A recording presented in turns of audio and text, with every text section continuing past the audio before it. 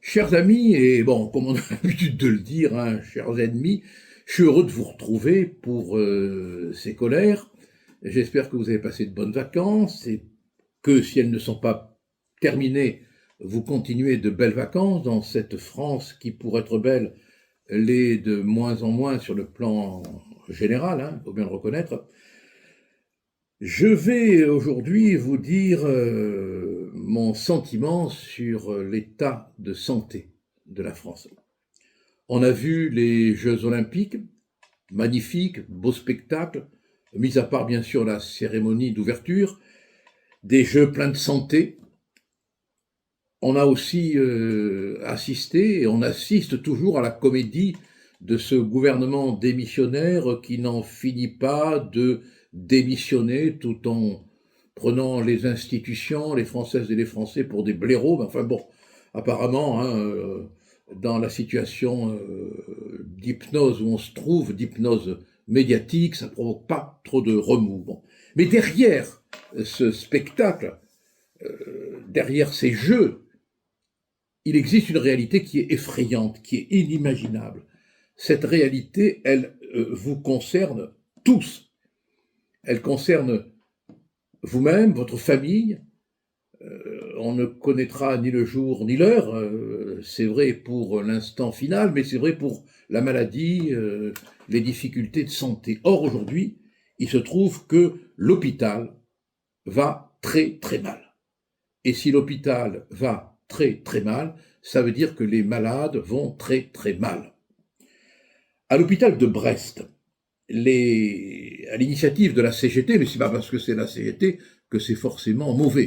Il leur arrive de faire des choses parfois bien.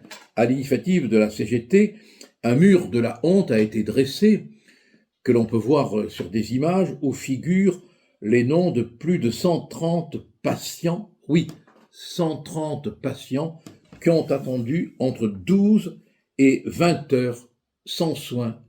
Sans soins. Une attente sans soins. Votre père, votre mère, votre frère, votre sœur, un membre de votre famille. Toute cette attente aux urgences, dans les couloirs de l'hôpital, sans soins. À Nantes, 4 décès aux urgences. Une infirmière a même découvert un mort sur un brancard. Oui, une infirmière a découvert un mort sur un brancard dans la France qui se glorifie d'avoir diverti la planète entière avec des Jeux Olympiques pour lesquels je n'ai que respect, soyez rassurés, hein, et qui divertit aussi une grande partie du monde quand il s'intéresse encore à la France avec notre situation institutionnelle. Mais rassurez-vous, hein, braves gens, vous pouvez mourir d'attente en paix dans les couloirs des hôpitaux en France. Hein. On va supprimer 1500 internes à la rentrée, puis au cas où on manquerait d'internes, eh bien on fera appel à la main-d'œuvre médicale étrangère. Mais rassurez-vous, braves gens, tout va bien, tout va bien. Le commerce de la seringue vaccinale se porte très bien. Les laboratoires ne feront pas faillite demain. Et pendant que dans les couloirs froids des hôpitaux on attend, 232 sites pour les vaccins contre la variole du singe viennent d'être ouverts, nous dit le Mariol Attal démissionnaire. Voilà. Il y a de quoi être en colère, non? Vous croyez pas? Parce que la non-assistance à personne en danger, un gouvernement, il peut aussi en être coupable.